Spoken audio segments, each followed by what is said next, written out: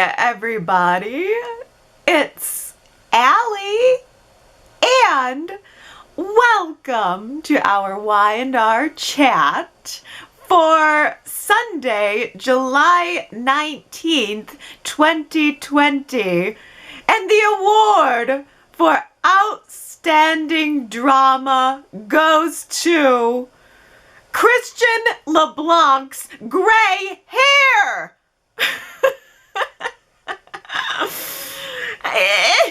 Can you believe it? It's the shocker of the week. The moment of the week happened on Monday during the Baldwin-Fisher week intro by Christian LeBlanc. He's standing there. I had to take a moment to figure out who it was. His hair is so gray, and I thought it looked so cute. I'm in love with Christian LeBlanc. I love the silver hair. Can you even imagine if he kept it? And then we had all that beautiful silver hair of Michael's standing next to all of that beautiful red hair of Lauren's. Lauren's hair obviously is naturally red. But we just go ahead and let Michael embrace the gray, and I feel like my favorite couple on Y&R just got even better. Silver and red? Yes!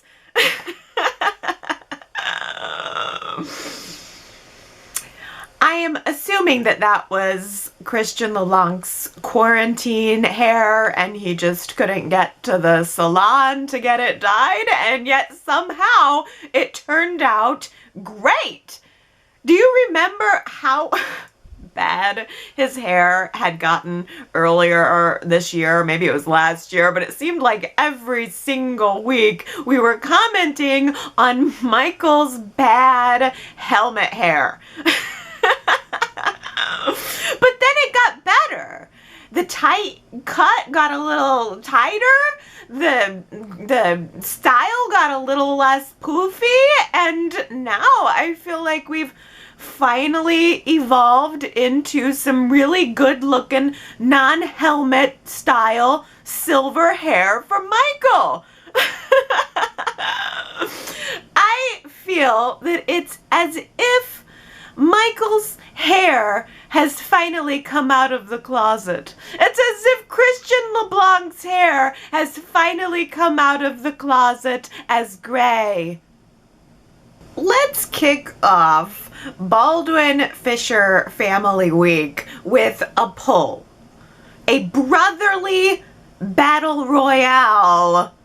Pick one or die. Michael versus Kevin. Who's your favorite brother?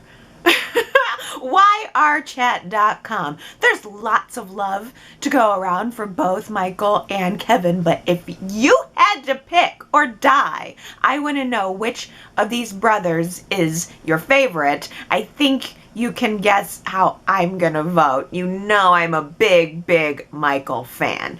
But here's what you don't know.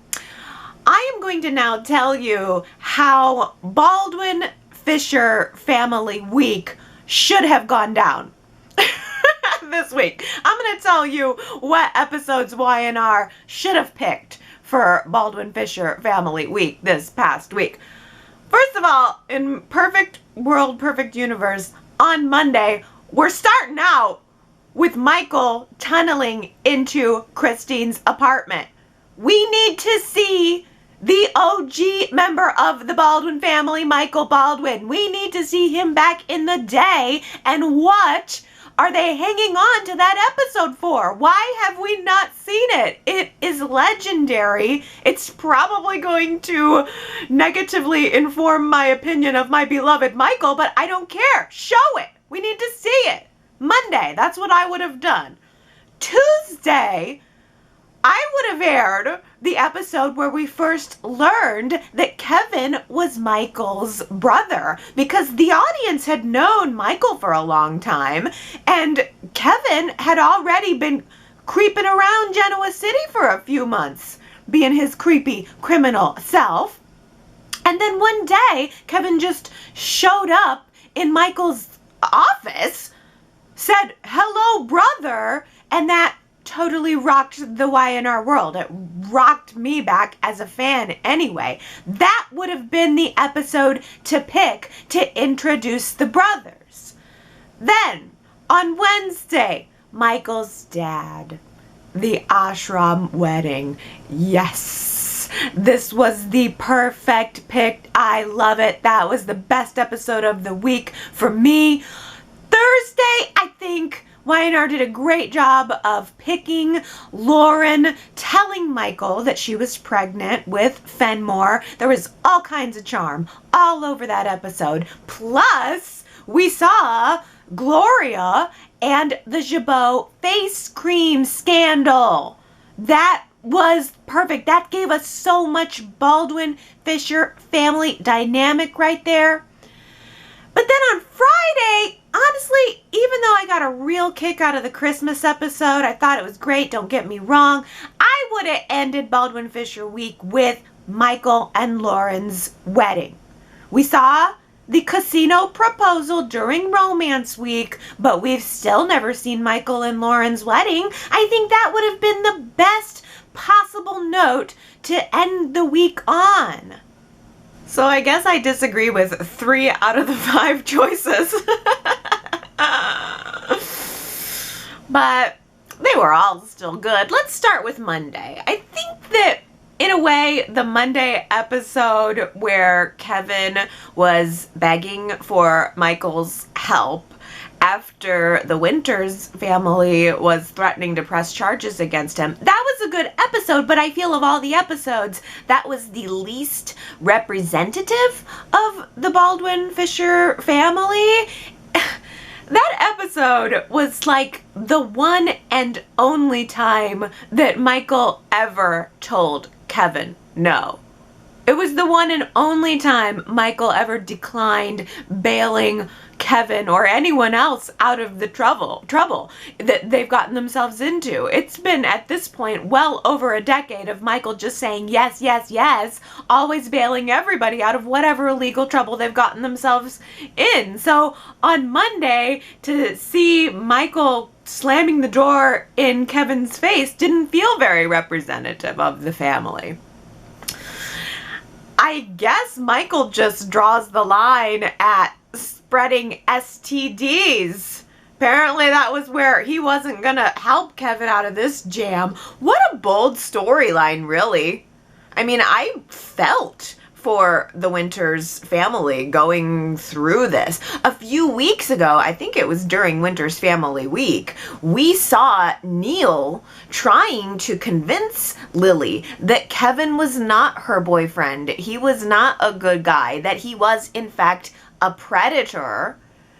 And now on Monday, we saw Lily realizing that her parents were right about Kevin all along. He had given her chlamydia. And Lily, I just connected with her because I could feel, as she was standing there facing her parents, her shame. I could feel that she felt dirty. And I think that she even said to them, how can you even look at me right now? I feel so ashamed and I feel so dirty. How could you want to even touch me? And that was very relatable to me somehow. I mean, I have somehow managed to shuffle through this lifetime of mine without ever picking up an STD, but I realized that it is not hard to do. It only takes one moment of bad judgment, one bad decision, and then there you go. I think that's a relevant message to still be putting out there today. And I can't think of another time in recent history where we've seen a storyline like this. But I mean, STDs didn't just go away. Might not hurt to do a little something like that today, because it could be interesting and it also could be informative. Well, Kevin did eventually go to prison. by the way. And I'm not sure if it was because of the statutory rape of Lily and the spreading of the disease and the emotional hardship and all that. I don't know. I could not seem to figure out if Kevin went to jail specifically because of Lily or because he was around the same time also wrongfully accused of being the person who electrocuted Brittany Hodges with the stripper pole. So he did go to jail, and he was in prison for a while for one of those things. And he did actually end up getting, I think, beat up pretty bad in prison. Kevin had a hard time in prison, and I believe that it was Neil who eventually found the evidence that freed Kevin of those electrocution charges. So even though Neil and Drew were vehement against Kevin there, eventually they did have to help him, and they chose to help him. The Winters family still hated him, though. I'm pretty sure they always hated him. They were determined to make him pay for what he did to their daughter. But right after they got back from the wedding trip, they were not about to postpone the wedding to deal with Kevin Fisher. The Winters family was like, yeah, that man is going to pay, but first, romantic Japanese re-wedding. Revenge later, but re-wedding first. Vacation re-wedding first, which for some reason, by the way, we never did end up seeing that. We never have seen Neil and Drew's Japanese wedding. We didn't see it in Winters Family Week, and we didn't see it in Weddings Week. I don't know why.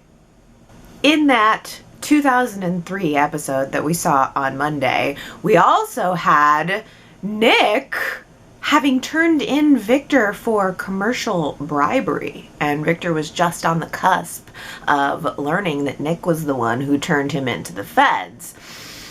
I always thought that it was a real weenie pickle move of Nick to turn in Victor to the cops. I mean, commercial bribery, meh, big whoop. Victor blackmailed Michael into helping him get some prime placement for Newman Enterprises cosmetics line, and in turn also pushing Jabot's product line to the back of the shelves and almost putting Jabot out of business. That was the big plan. I mean, I know it was a bad thing to do, but in the scheme of Victor Newman's bad things that he's done, the commercial bribery for shelf space hardly meets the pale. Yeah, nice try, Nick. It's like every time Nick tries to go toe-to-toe with Victor, it just flops like a fish. Nick should have learned his lesson right then and there in 2003 to just leave the father-son revenge game to Adam. Because at the end of the day, Victor was convicted of commercial bribery. He did get caught, but you want to know what his punishment was? Community service! Way to go, Nick! Your big stand against your father resulted in him having to build a rec center. Jumping into Tuesday's episode from 2005, looking at it now in retrospect, it is so easy to see the groundwork being laid for Cassie's death. She was going through that rebellious phase right before she died. It was causing a rift in her relationship with her mother, Sharon, which was also causing a rift in the household and in Sharon and Nick's relationship. While Nick was busy, by the way, working long hours at Newman Enterprises with Phyllis. And Phyllis and Jack's relationship was on the rocks. It's all there now in retrospect. Well, Jack was busy trying to pull out all the stops to save that relationship with Phyllis. Jack went to the tack house. Oh yeah, Phyllis was living next door to Nick and Sharon too. Phyllis was their neighbor, so I mean the affair was being set up there. It was so easy. All Nick had to do was walk next door or walk to the office to sleep with Phyllis. It was all there. But Jack showed up at the tack house trying to reignite the flame with Phyllis, trying to calm down her anger toward him. And Jack was asking Daniel to help him make a special meal for Phyllis to smooth the waters. Jack had even bought the universal symbol of Fancy Feast, the crown roast of lamb. You know, the one where each little bone on the lamb has a booty on it? It's like you flip this whole thing upside down and each little bone has a bone booty. Like you could flip it the other way and the thing would crawl away. Because it had shoes. Or socks? No, socks. That's always the page in the cookbook that I skip, by the way. Like, no thanks, I will pass on the crown roast of lamb. I cannot handle the obligation. Do not give me an expensive piece of meat to mess up. But I was all for the apple bake dessert that Jack had going on. That honestly was one of my favorite scenes of the week. I thought it was adorable. Jack and Daniel comically cooking in that tiny tack house kitchen. What's a saucepan? Well, Daniel, it's a pan for sauce. Daniel was so clueless. I mean, how do you not know what, just pick a pan then. It doesn't matter. How do you get that to be that age and at least not know what a saucepan is? I don't know. I also could not help but notice that Daniel did the old, oops, I forgot to put the lid on the blender before I turned it on thing. Has anyone ever actually done that, or is that just something that happens on TV? I don't know. The whole kitchen was destroyed. If I were Phyllis, I think I would have been more forgiving about whatever was going on in she and Jack's relationship, and less forgiving about the fact that those two doofuses just destroyed my kitchen. I really hope that dishes and cleanup were going to be part of the romantic gesture too.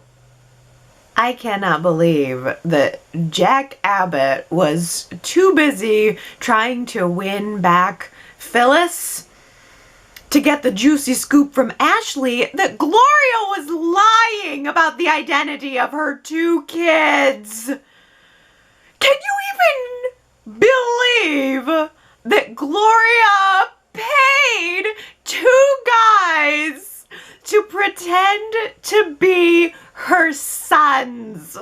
That is next level. What were the two guys' real names? Andy and Biff? Gosh, that's good drama. I imagine that Andy was the alternate world version of Michael. He was a highly successful accountant. And Biff, the younger son, was an all-American, all-star college football player or something. You know, two boys that Gloria could really be proud of to show off to John, and not the town's sleazy criminal lawyer with the criminal past, and the kid who tried to murder John's granddaughter.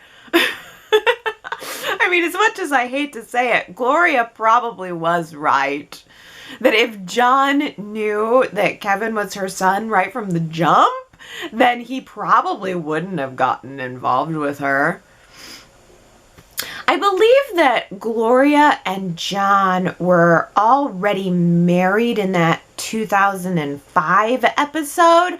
I think they had eloped without telling the Abbott family, and all of it, their whole romance was a whirlwind. It all happened very quickly. But Gloria had been in town for a whole year by that point, and she never got around to breaking it to anyone that Kevin and Michael were her sons.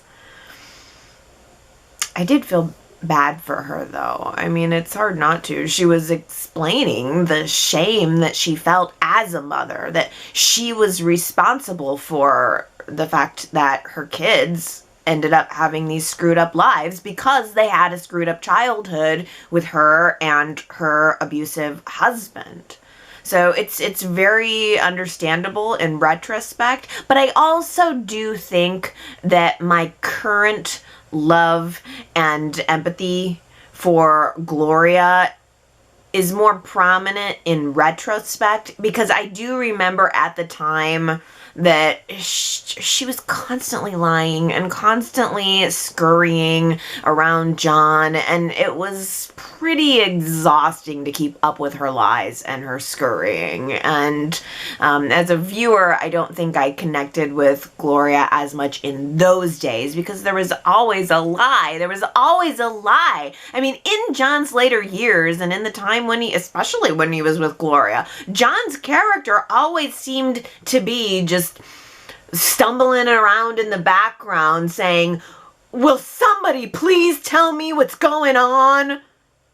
That was all he did for a number of years. He was just, "Will somebody please tell me what's going on?" Like, all the drama was in the foreground and it was just being kept from John, and he was just there to react to whatever was going on, and it was exhausting at the time. I remember feeling exhausted at the time. Gloria always had some form of something to cover up, with Jack and Ashley always there ready to expose it.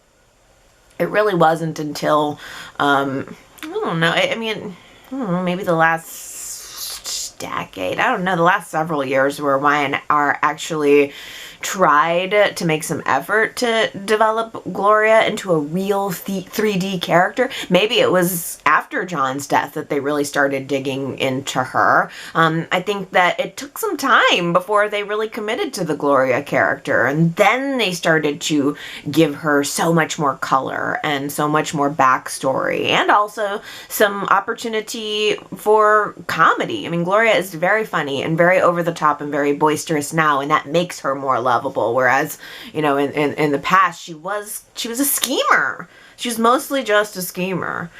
But yeah, I think that Gloria could very easily have just been a quick character here and gone in a couple of years, but over time Y&R definitely managed to make her the fabulously wobbly centerpiece of the Baldwin-Fisher family.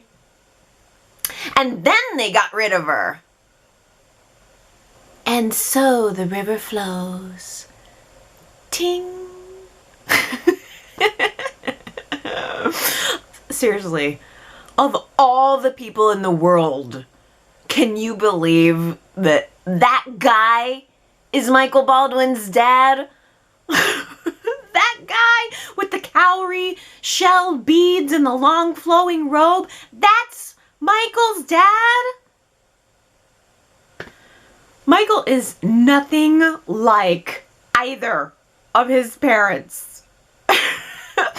Gloria is a total nut bar. River is living on planet Zen. And Michael is wound tighter than a girdle. It's so polar opposite in a weird triangle of motherly, fatherly, child dynamic. And that's why I think that Y&R did the perfect casting job with Michael Gross. I believed from moment one that he was Michael's dad. They almost even look alike if you look at them. I mean, they almost look like they could be father and son. And they're way too opposite of personalities to not be soap opera father and son. It was just so perfect. I loved River. I loved his whole vibe, but the whole spiritual guru facade slowly melted away over the next 6 months or so while River was on the show. River was just one of his many aliases. His real name was Lowell Baldwin, and in the 60s, he and Gloria were caught up in this political activist group of which he was the leader. Lowell Baldwin facilitated the bombing of a bank where a man died. Everybody else in this political activist group thought it was a peaceful group. They all showed up at this bank thinking that they were about to do a confetti bomb. And it was a real bomb. And Lowell knew about it. And Lowell facilitated that. Nice. Real nice. Bringing everybody in on confetti bomb and it's an actual bomb? That's rough. She spent all of their money bailing him out of jail. And then he went on the run. He repaid her by just splitting town and leaving her to raise Michael penniless. She had nothing after that, and a kid. So of course she gets involved with abusive Tom Fisher. It's just one sad trail for Gloria after the next. And for Lowell, for years after that, he switched jobs, he switched identities, he was doing everything he could just to stay under the radar while conning his way through the USA. Michael had been looking for his dad in 2008. Like exactly at the time this episode was airing. Michael was already onto and looking for his dad, and then Gloria recognized him at the ashram wedding. The funny thing is, Gloria's husband at the time, Jeffrey Bardwell, did not like the idea that Gloria's ex-husband was now making an appearance in her life. So it was Jeffrey who ended up turning him into the feds, not Michael, not anybody else. Jeffrey got jealous, turned in River, and River got tossed into jail pretty darn quick. And of course, you know that Michael was determined to be the one to prove his father's innocence, while Gloria was insisting upon that, by the way. She still believed that he was innocent of knowing anything about the real bomb at the bank. So Gloria's here kind of pushing Michael along that no, he didn't do anything wrong. So Michael is trying to represent him, trying to do everything he can to get him off the hook. And I mean, nobody in the audience knew anything about it. We all assumed that Gloria was telling the truth, that River was innocent. We were presumably hoping for Michael to get River off. And we never knew anything about whether or not he intended to bomb the bank until after Michael did successfully get him off. And then he split town again. I remember being really pleased with the twist ending, that River was lying all along, that he was a con artist all along, that he knew exactly what he was doing. And I remember feeling really disappointed that River was leaving. Not that he was some great guy, but I just liked the portrayal. And I think that Y&R could have continued to develop around River and Gloria. I mean, characters who have been redeemed for less. I mean, look at Kevin. He had a pretty rough start too. I felt like River had so much potential and that Y&R could have continued to establish the Baldwin family. That would have been A-okay by me. I think the only member of the Baldwin family that I was kind of glad to get rid of was Eden Baldwin. River's daughter and Michael's half-sister that he never knew anything about. So after River got tossed in jail immediately following the ashram wedding, River's daughter came along behind. She was looking for her dad. And I think that was a good idea to add her, in theory, give a sister to Michael. And in the original castings of Eden, there were actually 3 actresses who played her.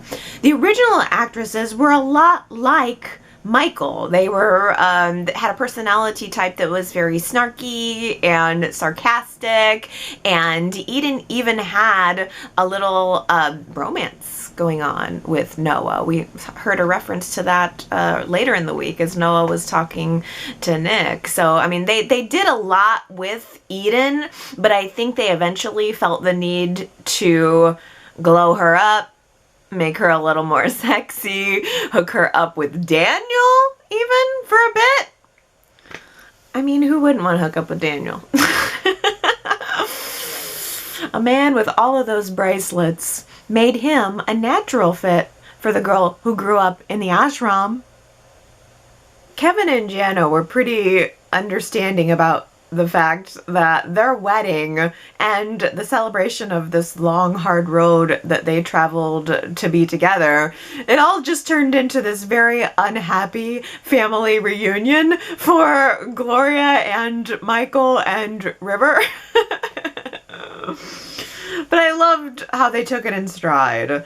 Kevin and Jana, I think we're just so happy to be together, happy to have made it to the ashram, that they didn't care what else had been going on. I mean, Kevin and Jana had gone through phases of loving each other and then hating each other and being friends and being enemies. And I'm not going to get too deep into the long history of Kevin and Jana this week. I didn't really do the research that would support that, and I apologize. I honestly was just so focused on River and Michael and the ashram.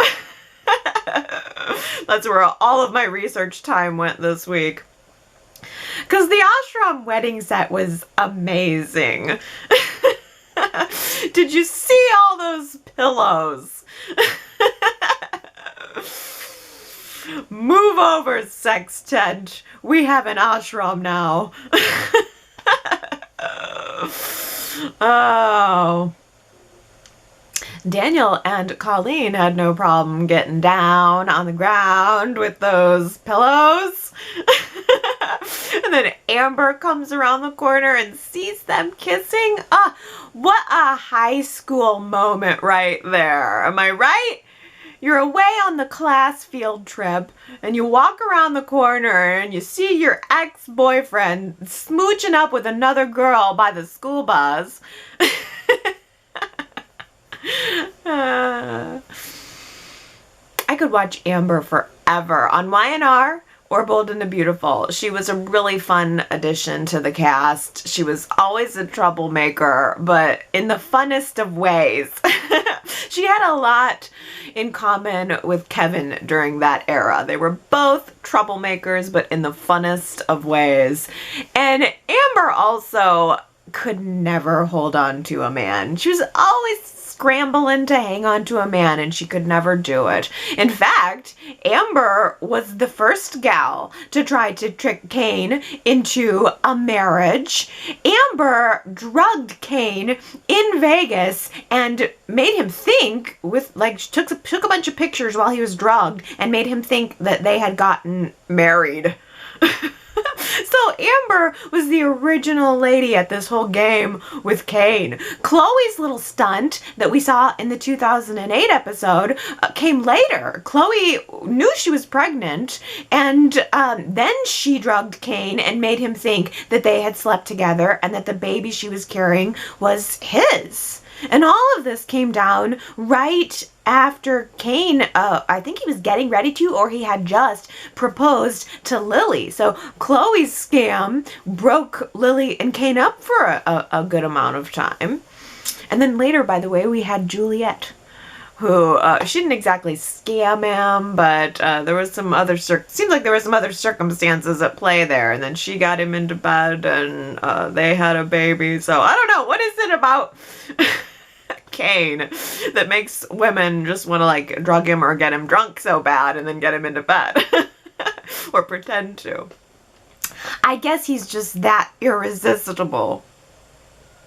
In all of the classic episodes that we've seen throughout the past couple months, I believe this is the first time that we've ever laid eyes on Indigo, Neil's jazz club. And I think that maybe I remembered Indigo as being better than it was. I think I idealized it or something, because looking back at Indigo, the decor was kind of bland. It was all white and it had those lovely indigo colored accents, but there was also this neon green saxophone hanging in the window, and that seemed so cheesy to me watching it today. I don't know. I remembered Indigo better than it was, possibly. I remember Tyra just a little bit. I mean, Tyra was beautiful, but not terribly interesting to me. She was another almost match for Neil that didn't have the staying power. There were many ladies who just didn't have the staying power in Neil's life after Drusilla died. But most importantly about Tyra, though, is that Tyra was Devon's aunt. Tyra was Yolanda's younger sister. So in that 2008 episode that we saw on Wednesday, Tyra was revealing that the little girl she was raising was not her biological daughter, but her niece and Devon's sister. So it was just another child of Yolanda's that Tyra took on.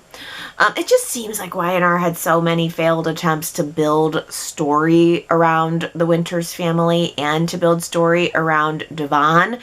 It was interesting to see that Devon was questioning Tyra about Anna.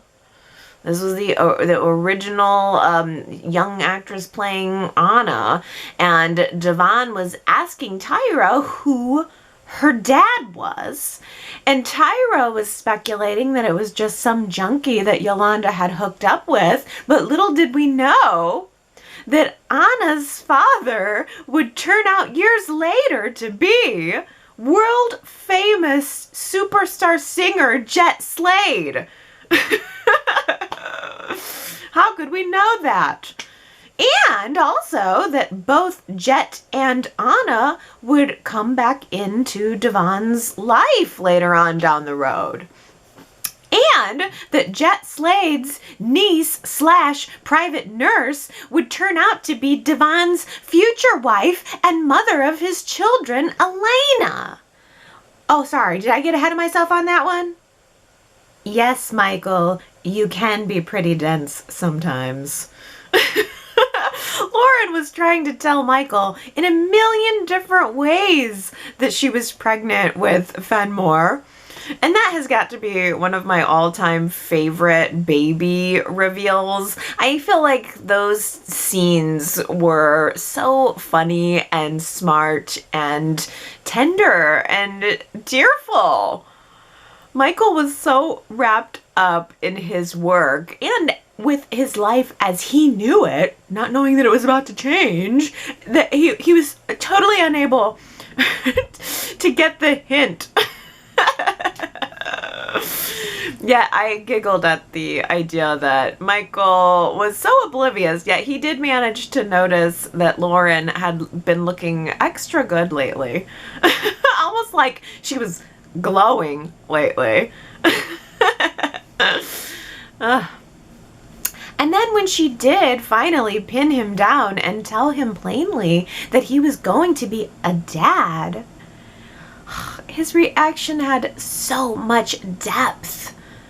I expected him to jump for joy, and he did eventually, but his first reaction was one of fear. He was afraid that he was not going to be a good father. He was afraid that he was going to turn out just like his father, and now we know exactly why that is. We saw Kevin having a very similar reaction when Chloe told Kevin that she was pregnant. So this is a very real and relatable fear that is associated with parenthood, being afraid of repeating the mistakes of the past. And neither Michael or Kevin had very good examples for parents. Their fathers were either abusive or absent, and Gloria was always so busy scrambling to make ends meet that she ended up dragging her kids along with her into whatever she got herself into along the way, which, by the way, was still what was going on in the 2006 episode when Gloria was dragging Kevin into her face cream scheme. He wouldn't have been involved with that if it wasn't for her. But she needed his help.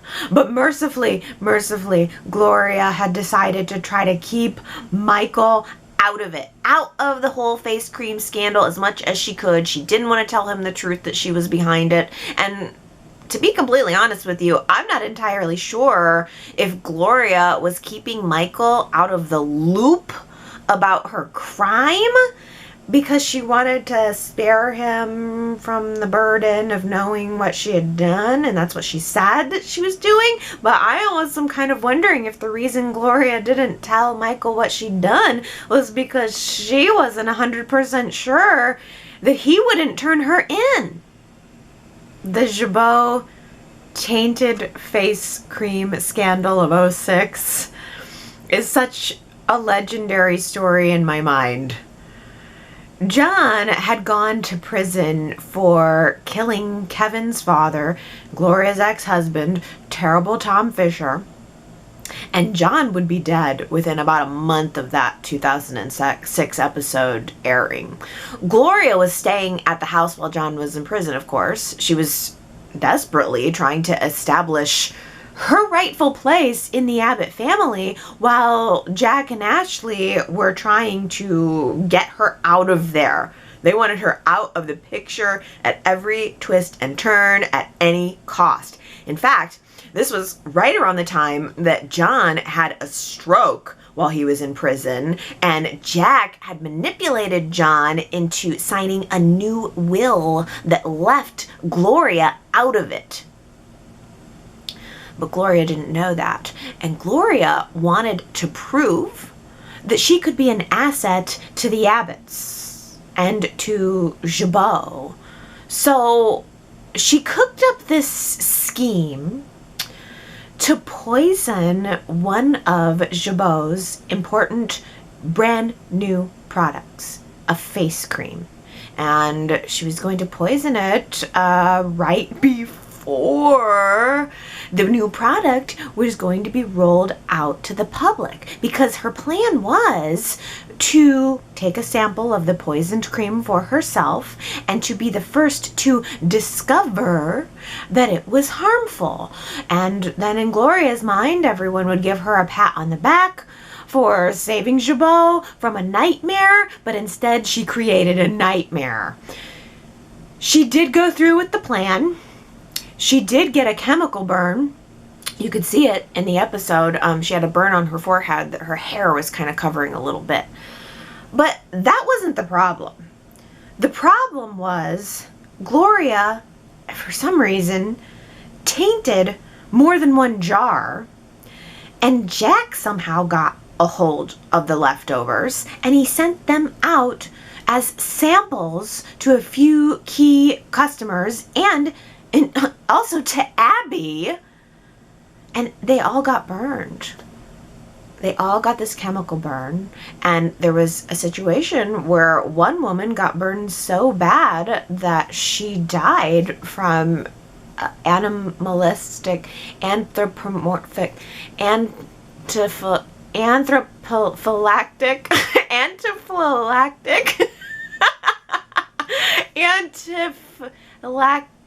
shock. Anaphylactic shock. That one. Oh, not funny. but funny. So, Gloria was directly responsible for a woman's death. She was spending months covering up her crime. She was covering it up throughout John's death and after it. She was covering it up throughout her relationship with William Bardwell, who was the district attorney of the time, and she was covering it up after he died. He had like a heart attack right after she told him the truth about it, and then he died with the secret with him, and then Gloria was still covering it up when she then married William Bardwell's brother, Jeffrey Bardwell. And Jeffrey was holding it over her head, or she thought that he was holding it over her head, and then eventually it just dissipated. Gloria was never charged with the crime. It was a little funny to see Kevin showing up at the Abbott place with his bindle, his little hobo sack on a stick. Little Kevin Fisher, scrappy Kevin Fisher, ready to move into the mansion. The Baldwin-Fishers are moving on up. And Jack and Ashley sure didn't like it. Oh, they didn't like it. Colleen didn't like it. I'm pretty sure Colleen never did quite forgive Kevin for the whole trying to murder her thing. Yeah, and also Colleen was way too busy at that time just trying to sniff out the identity of the woman, the mystery woman, who JT had a secret one-night stand with. Well, guess what, Colleen? Turns out it was your stepmother, Victoria. She totally slept with JT. And if that ain't a tangled web, I don't know what is.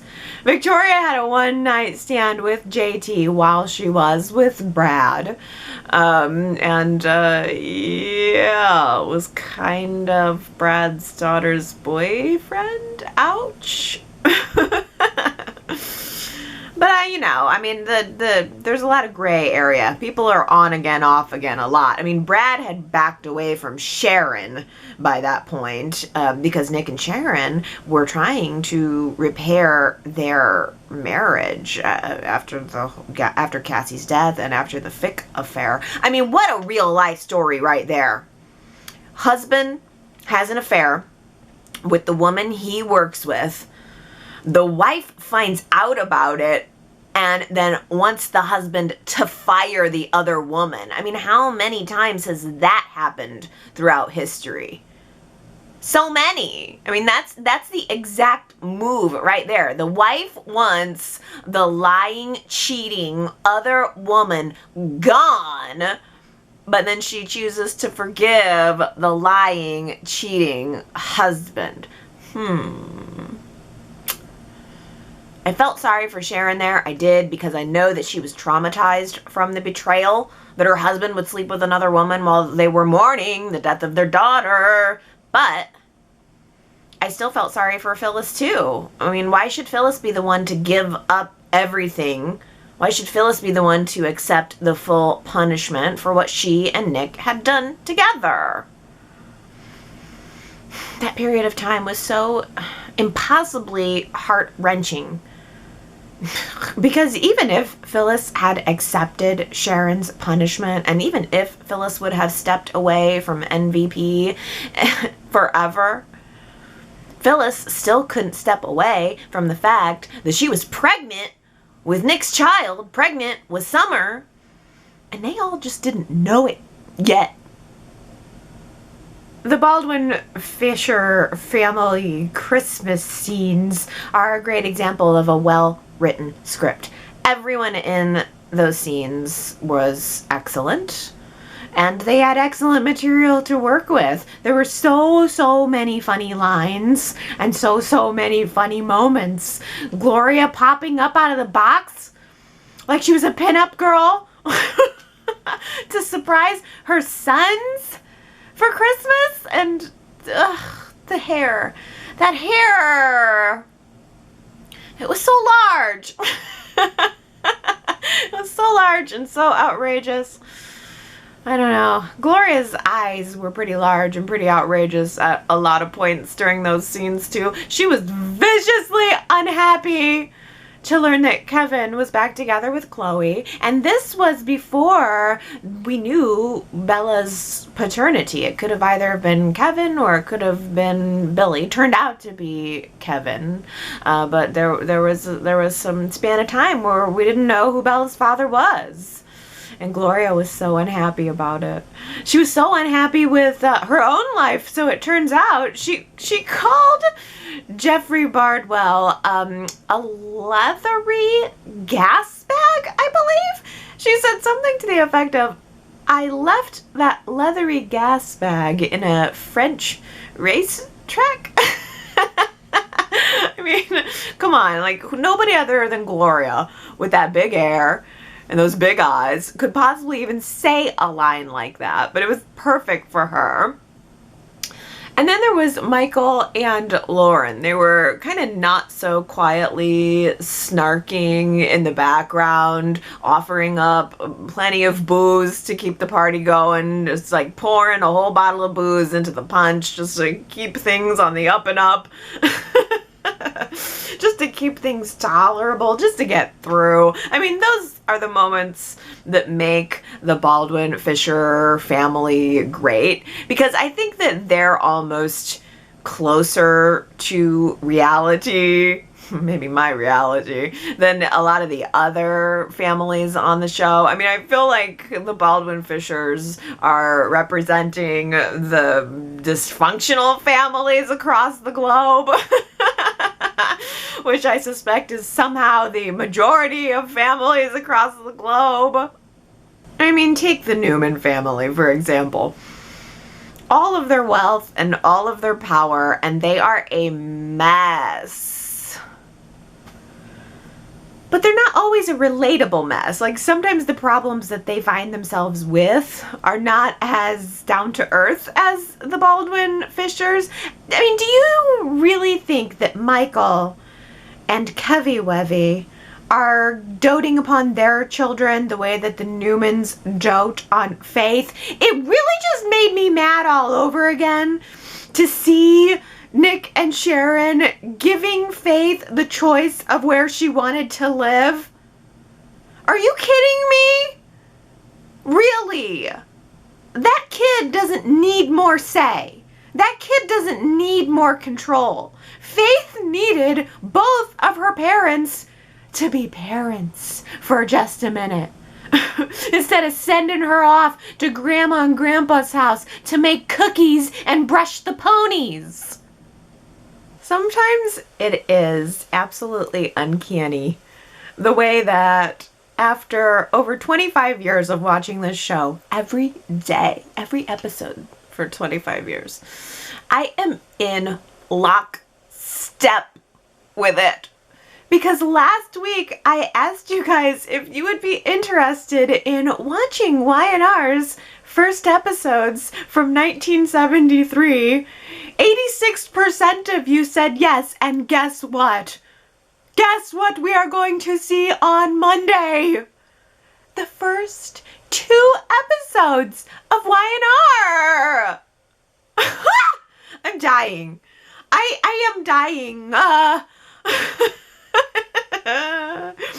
It feels so good and I'm so excited. All of next week is going to be fan favorites week, starting on Monday with episode 1 and 2 of The Young and the Restless, which I have never seen, by the way. Never. I'm sure that 100 people have probably sent me the links to watch it on YouTube over the past decade of me doing Y&R Chat, but I've just never had opportunity meet desire to sit down and watch it. I mean, I guess I've been so busy over the past decade just watching and reporting on the new episodes that I usually spend my off time not watching the episodes. But now here's my chance. I mean, I cannot even believe it. I am going to get to talk about the very first 2 episodes of Y&R. It's like a momentous occasion. I'm not being sarcastic. I mean it genuinely. I'm so excited for it. And then on Tuesday, we're going to see Catherine's legendary very first facial rejuvenation episode. I did read that this was the very first time that plastic surgery was ever shown on TV. So I can't wait. You know how I love a bandage reveal. Wednesday is going to be a Neil and Drusilla just married in Antigua episode, which is amazing for me since I am newly obsessed with Victoria Rowell and Drusilla. And get this, I did see an article this week where Victoria Rowell was commenting on the news that CBS has announced that they are going to dedicate 25% of their script development budget to projects from Black, Indigenous, and people of color for the upcoming 2021/2022 season. So obviously, Victoria Rowell is very happy about this. It's an initiative that she's been trying to work toward for a decade now, probably longer. And I almost wonder if this means, I just wonder if this could possibly be a signal that Y&R would consider taking her back. Victoria Rowell got her foot back in the door a little bit with the Kristoff Memorial episodes, and I think that she's become very popular again with these rebroadcasts. Everywhere I look, I see fans clamoring to bring back Drew. Now is the time, Y&R. Now is the time. Drew fell off the cliff in Africa, but then she climbed back up the cliff in Africa, and she's been living under a rock for the last decade. We'll go with that. She has amnesia. Amnesia. Ding, ding, ding, ding. She has amnesia. Somebody notices her, recognizes her as the world famous model, contacts the Winter's family, contacts Devon maybe, and then Drew comes back into town to remember her old life and to reunite with her children. Yes, yes, triple yes. Eee. I can dream, but I need to get back into the fan favorites week, okay? Which, by the way, Bold and the Beautiful has done fan favorites week a couple of times now, I think. So I've been waiting for Y&R to pick this theme too, fan favorites. And, okay, I have to tangent one more time to tell you that Bold and the Beautiful is airing new episodes next week. Monday, they're going to do a recap to let everybody know where we were when we left off in the story. And then Tuesday through Friday are going to be brand new episodes of Bold and the Beautiful, which you better believe that I will be watching, even though I wasn't watching when it went off. But I am going to watch because I need to see some new soap. I want new soap. And I also want to see how the post-corona production is going to look, because that's going to give me a heads up, I think, on how new episodes of Y&R are going to look. So tune into those if you can, because I'm sure I'm going to want to talk about those next week. I don't know if I'm going to watch every single one, but I'm definitely going to look at them and give some impressions, I'm sure. So on Thursday, though, Y&R is re-airing the Katy Perry episode from 2008. That doesn't really move my needle. I don't really know her, but I will definitely give it a rewatch and see if I like the episode and let you know. Maybe that's one of your faves. Somebody's fave. Some fans' fave. But then on Friday, it's the Hillary and Devon wedding. So, lucky you. Be prepared to listen to me fawn all over Hillary and Devon once again, and then complain about how Y&R never should have killed her character. Last week, Phyllis and Michael were having a little meeting at Gina's restaurant, talking about the fact that they are both back in town now and they are together and that they make quite a formidable team. In fact, that their relationships were making waves with Christine, and Phyllis didn't care. Phyllis said, the more waves, the better. That was our Who Said It quote from last week. The more waves, the better. The answer was Phyllis. And Ambreen, Mark, Henry, Victoria, Jamie, Sheila, Daisy, and Diana. You guys all guessed it right. I like this one. I was raised by wolves. Who said that? If you think you know, then you should go to yrchat.com, leave your guess, and if you get it right, then I will give you your shout out on next week's Y&R Chat. And now on to my favorite part of the hour, comments. So let's start out with Daisy, who says, I wish they'd show more of the Porter family. They could have all of the episodes with Damon and Adrian. This could include the ones where they talk about what happened to their son, Elias. Then the aftermath with his killer, Dominic Hughes, and oh yeah, Phyllis. This is another family I'd like to see return. They could be together or apart, but I bet there'd be a lot of drama, especially with, wild guess, Phyllis. Yes, we had another Damon Porter episode. He and his ex-wife or estranged wife, Adrian. And actually, Diana had mentioned last week, I want to say, that, Damon Porter had this connection to Phyllis and that there was a scenario where she dressed up like a man. And I was interested by that, so I did look up Damon Porter a little bit this week. And it is very sad to note, and I didn't remember this, that Damon and his estranged wife, who we saw this week, they had previously off screen had a child who was killed in what I think was kind of the equivalent of like a retaliatory shooting on Damon. Like he had tried to do something to stop some kids and they came back at him with a gun, and his child got in harm's way of that and died. So he had a son that died in this just very tragic way, and the man who was convicted of it went to jail and got out of jail and tried to approach Damon to make amends and tried to convince Damon that he was a changed man. And in reality, Phyllis, who was with Damon and a very close friend of his at the time, was able to find out that this was all a ruse. Like they were planning to kill Damon again for revenge. That's why Phyllis dressed up as a man. Like she dressed up as a man to get close to this killer, to try to find out what his plan was. It didn't work out.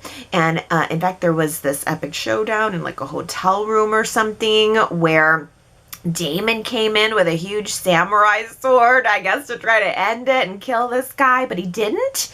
But I think the guy ended up dead, and anyway, and Phyllis and Damon were both under suspicion for having killed him because it just looked like it would have happened. It looked like Damon would have had all the reason to want to kill this guy. And so Phyllis and Damon were in a lot of hot water around that. Of course, they eventually got off, but I was surprised by how very little I remembered of that storyline, but it does add some context to Damon's character. He is someone who experienced a trauma. He lost his young child, and he had all this rage. And in order to balance that out, he became this very zen guy. I mean, he was trying really hard to live a life of peace to balance out the rage that he felt inside. So, very interesting story that I had completely forgotten about. Well, other characters, speaking of, who are gone from the show but not forgotten, Sandra says, what a shame to let go of the character of Dylan. He's Nikki's son, for goodness sake, not to mention Paul's. Surely the writers can wriggle Dylan back onto our screens. I saw Dylan on Friday too, and I was missing him. And you know what the truth is? I think that Dylan would have been a very smart character to keep on the show because, as you mentioned, he's a legacy character. Nikki and Paul's son. Dylan should be here. And you know what? It doesn't have to be Steve Burton. I'm fine if it's not Steve Burton. I think that they should have possibly even just recast the character of Dylan instead of giving us Chance. I mean, Chance is kind of the newer, younger version of what Dylan was at that time. I probably would have rather had Dylan. I think that would have been a lot of juice and a lot of spice. And if Steve Burton isn't available, then give me somebody else. Oh, moving on about these classic episodes and the fan favorites. Diana says there are so many good episodes that Y&R could air, as they would draw in new viewers and that longtime fans could definitely enjoy. There are many characters that we've not seen, as Villains Week could not show everyone. The theme could be Extreme Drama Week, and that way we could see the episodes such as Michael breaking into Christine's apartment, Sean Garrison burying Lauren alive, David Kimball removing his bandages to reveal the word killer on his forehead, and Brad being held hostage in a giant bird cage, to name a few. I know I mentioned some of these episodes before, but I feel the need to mention them again as some of them haven't aired, and some of the episodes that have aired have not been very exciting. Oh, see, I think this is why Fan Favorites Theme Week is a really good one, because that's a way to squeeze in these episodes that are really fascinating. I mean, would I like to see Brad trapped in a birdcage? Yes, but maybe that doesn't fit within a theme week. Maybe they didn't want to do Birdcage Week. There's just not enough content to do Birdcage Week, so they do Fan Favorites Week, and then we get to see all this stuff. And oh yeah, the bandage reveal of Killer. Oh yes, that would be so good. Yeah, I've never seen Lauren get buried alive, and I'm still waiting for that Michael Baldwin episode. So yeah, I mean, you never know how much longer we're gonna have to go. So I would be totally okay with some more Fan Fave weeks. Well, let's talk about this week's theme, the Baldwin-Fishers, and we'll start out by talking about the original Baldwin, our first introduction to the family. Gary says, I feel like Michael has become a semi-buffoonish town mascot in recent years. Let's go back to the dark side. I think that Y&R did that strategically.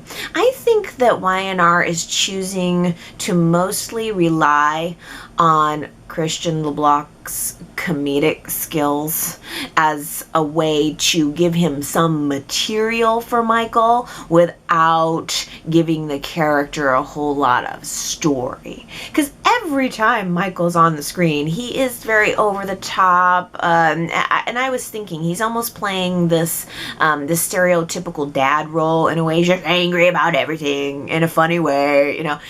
He has a really great funny delivery, and he's so very good at what he does, but they certainly have not given him a lot of story. To take him back to the dark side would require them to give him story, and as we talked about last week, I'm not entirely sure that anybody's getting a whole lot of that these days. Ellen weighing in on Christian LeBlanc's new look, saying, do not drag on Silver Fox Christian LeBlanc. The man is 61 years old and looks handsome to me. He is probably enjoying the break from his hair dye, right? And I wonder what Allie thinks about his jaunty scarf look. Inquiring minds want to know. A jaunty scarf. I loved it so much. I didn't know that he was 61 years old. He does not look 61 years old. Even with the gray hair, he does not look 61 years old. It's funny because I bet a lot of people were turned off by the gray hair. I just love gray hair. I think men look lovely with gray hair, and I mean, I'm planning on going gray with my hair, but it's hard because I think that gray hair is very popular amongst younger people now. It's a hair dye color. Younger people are intentionally dyeing their hair gray. So it's odd to me that the young people, it's okay for young people to have gray hair, but not okay for old people to have gray hair. I don't know why that is. It's tough because it does make you look washed out. I'm as we speak just watching. I feel like my face is getting more and more washed out as my color goes more and more away. But I mean, it is the cycle of life. I'm all for embracing it. But yeah, I mean, mainly it's not really even honestly, the reason why I don't want to dye my hair is because I don't want to have to keep up with it. I don't want to pay for it. I don't want to have to keep up with dyeing my hair and the roots and all that. It just seems like once you start, you're committed. You have to keep going, but yet at the same time, I'm not a soap actor. I kind of wouldn't be surprised if he went back to the hair dye by the time we see him on screen again. I think that's a little bit of a shame, because even remember, he was kind of doing an at the temple gray for a while. He had the dark hair and he was maybe intentionally letting it be gray at the temples. I thought that was very sexy too. Yeah, I quite like him, and yeah, his scarf was okay by me. Oh. Gary also says, I like the idea of being ashamed or embarrassed by your kids, so you hire fake ones to impersonate them. What if I have to do that someday? What if I bring on a fake imposter Allie Jr. onto Y&R Chat because for some reason I become so ashamed of my daughter, and then maybe there'll be some kind of expose moment where you guys all go, wait a minute, that's not the real Allie Jr. I don't even think her real name is Allie Jr. It's all a lie. And then John Abbott comes into the background and says, will somebody please tell me what's going on?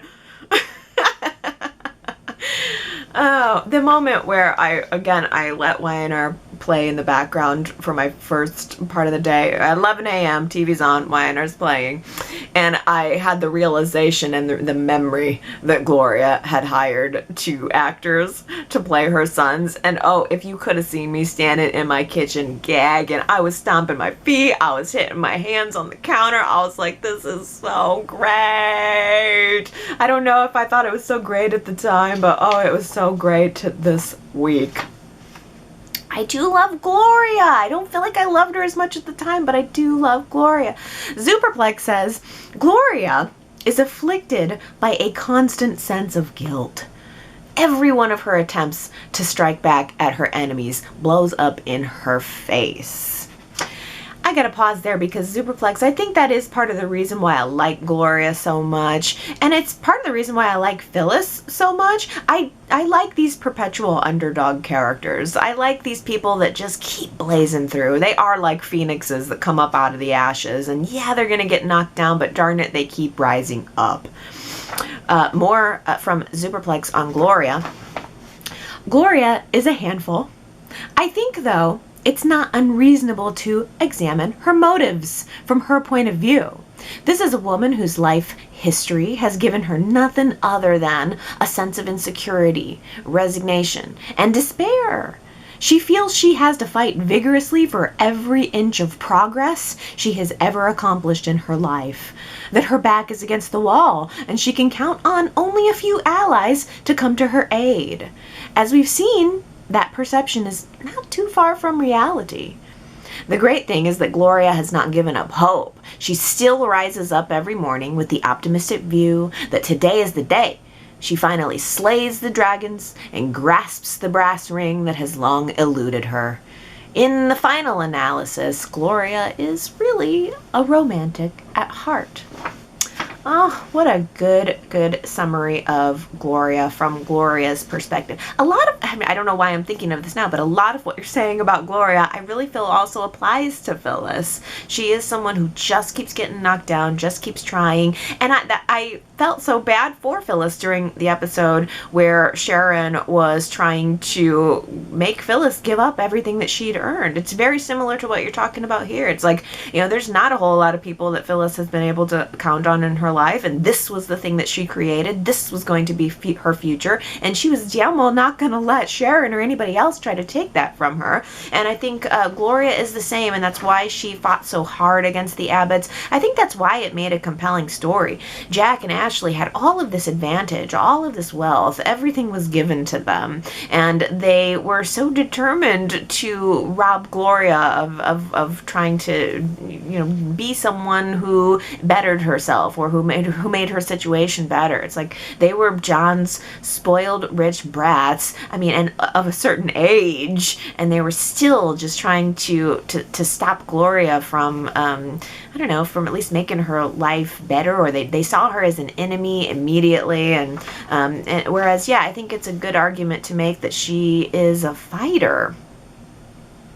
Let's look at some comments from my poll question from last week, where I asked you if you'd be interested in seeing those 70s episodes, and in general, if you're liking the older episodes. This is interesting from Astra, who says, I started watching General Hospital in 2010. And I've been disappointed that they're showing episodes from this decade. I want to see the stuff that predates me watching on that show, so I respect Y&R. I respect that Y&R barely shows the more current episodes. Yeah, I really like that Y&R is making use of their library because it's there. And I feel that way too. I, at this point, because I know we're in classics, I want to see classics. I don't want to see stuff that I just saw a couple of years ago. If we've got 40 years to work with, let's see a variety from the 40 years. Jay says, I honestly don't think 70s Y&R episodes will ever be shown. The show was much slower, and the powers that be probably think it wouldn't be interesting to the audience. In all actuality, though, I find that when Y&R was at its best, it was slow-paced and character-driven, like in the 70s. Around 2006, things started to change, and it hasn't quite been that way since. If they don't show any 70s episodes, I at least hope that Josh Griffith and the staff have watched these classic episodes and decide to go back to what made Y&R Y&R. It was the special soap. It didn't look like the others. The stories weren't like the others. And at the risk of sounding bougie, it just seemed like a smarter, classier soap than most of the others. That is what Jay drew me into Y&R, was the fact that it didn't look like the other soaps, didn't sound like the other soaps, and it definitely had that air of class. Yeah. So I would be interested in seeing the 70s episodes. I think that the slower pace, it has its benefits and it has its drawbacks. But let's air them and see. Let's see how they play. How are we going to know if we don't play them? Superplex says, I am convinced that the people behind The Young and the Restless shudder at the thought of telecasting episodes from the 1970s. Almost all of those characters are gone, and all of the cast members are gone. It would be like watching an entirely different show. That would risk alienating fans that will inevitably feel a sense of loss and bewilderment. Yeah, Marianne V says, watching characters that you don't know would be boring. It's like watching another soap that you don't watch. But I'd give it a try. And Gary says, yes, watching characters that you don't know would be like watching another soap and boring. And why invest when after getting involved, they will suddenly be ripped away from you anyway? But here's the thing.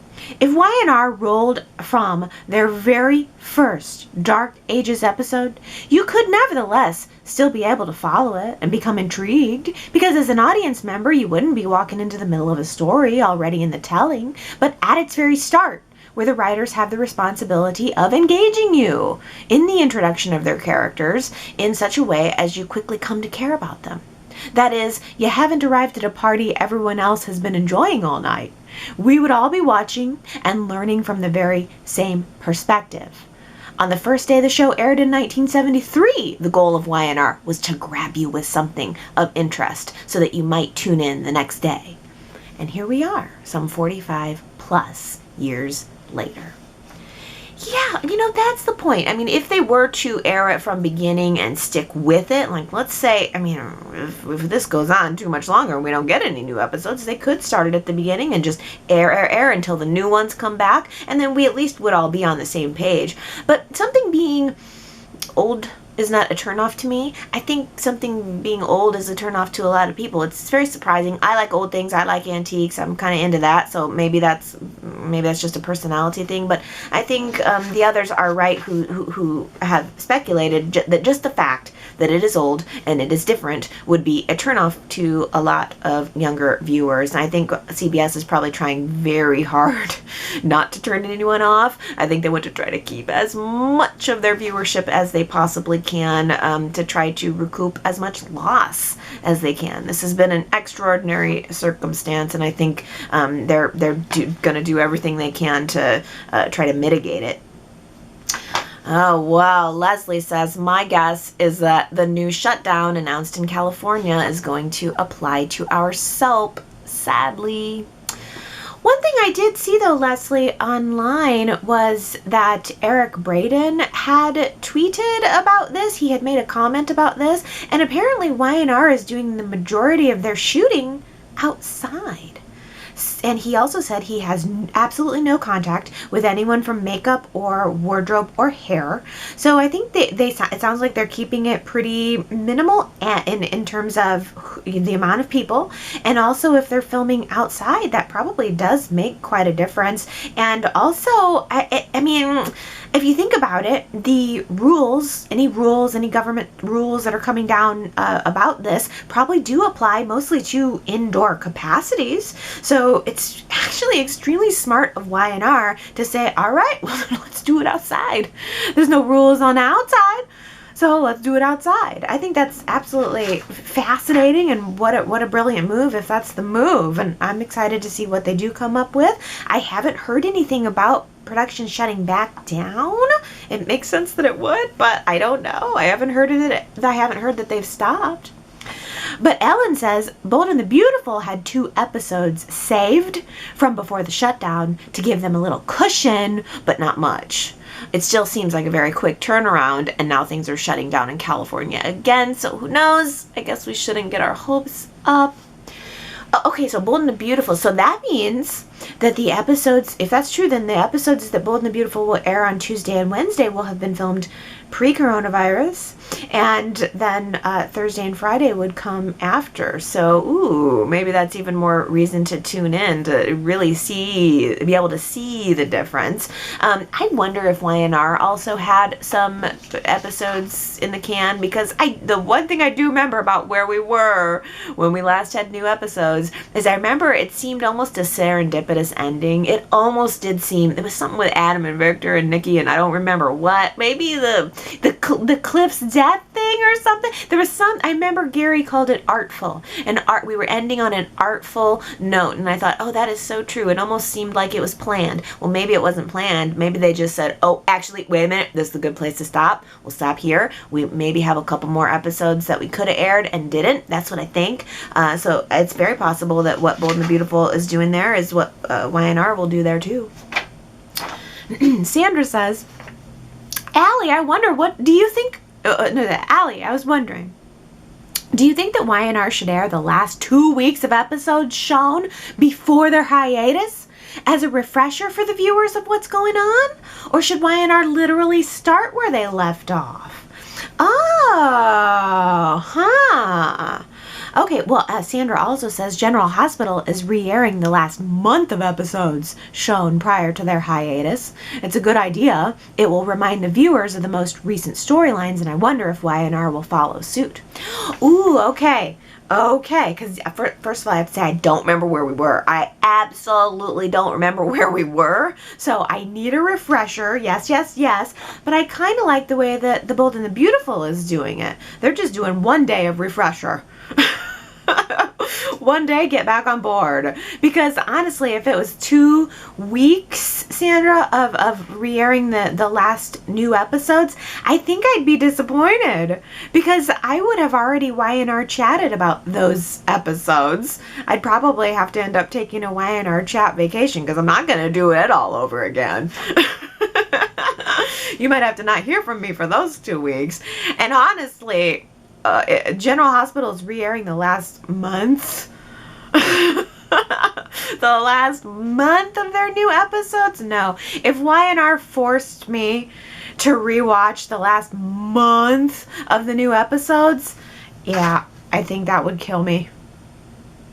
It is getting to the point where it's getting exciting, though. I feel excited by the fact that Bold and the Beautiful is having new episodes next week, and it just makes me excited to think about what Y&R is going to look like when it comes back. And I'm definitely going to stay positive and expect that it's going to look good, it's going to sound good, it's going to be good. Yay! It's getting closer. We've had some step backs, but I still think we're getting closer than where we were. Do you remember how dark and depressed we all felt when we learned that think about where you were 3 or 4 months ago when we learned that all this was happening and that the shutdowns were happening and that we weren't going to have Y&R. And yes, we've done our very best to make the best of the classic episodes, but I feel so much better and more positive than I did 3 or 4 months ago. At least we've had some time to adjust to the new reality and the new world and everything. So I feel totally happy to see the new episodes, and I am looking forward to them. Don't screw it up, Josh.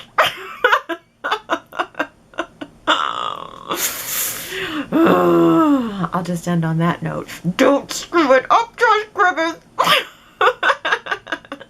With gritted teeth. Oh, well, all right.